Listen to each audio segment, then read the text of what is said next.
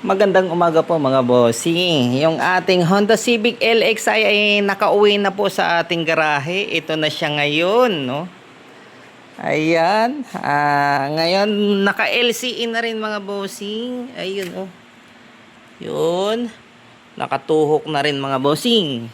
Ay yung mga bagong kabit dito.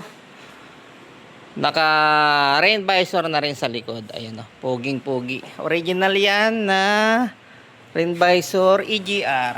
Ayan, EGR.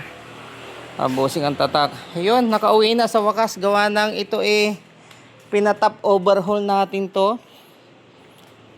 Gawa ng nagpapalit tayo ng cylinder head gasket nito. Tapos lahat ng pwedeng palitan pinapalitan na rin natin. Pinantuno na rin natin ito. Yung ating Honda Civic. Kaya napakapugi mga bossing. Tingnan natin makina nito. Yun, no, yung ating may RFID na rin yan, north to south mga bossing. Tingnan natin. Ayun na po ang makina niyan. Naka 421 headers, naka 24 scab po yan mga bossing. Ayan na siya ngayon. Nabuo na siya. Napapalitan na rin natin yung ating cylinder head gasket. Tapos pinabalik ko po sa sa automatic. Pinalagyan ko po ng thermostat yan. Pati yung thermo switch. Bago po yan. Nakakulant na rin po yan bossing. Yung ating radiator. Yan.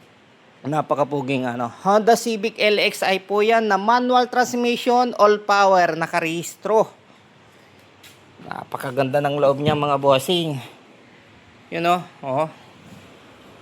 ito may mga hinihintay pa kung nito. Yung ibang ikakabit ko dyan mga bossing. Kasi ilalatag ko talaga to ng buo.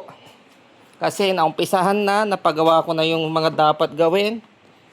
Pati makina napagawa na. Naka 15 po yan na mags bossing. Kaya ngayon hinihintay ko lang yung ibang pyesa nito mga bossing. Para may mga available pa tayo dyan, BTI, VTEC engine, automatic transmission, may Toyota small body tayong kulay talong. Naka-indicated po yung kulay niya sa papel. Naka-Recaro seat po yan. Ayun lang po mga bossing, abangan nyo itong matapos. Pwede nyo naman pumuntahan dito para pag-usapan natin. Ang presyo naman po niyan mga bossing ay 120k.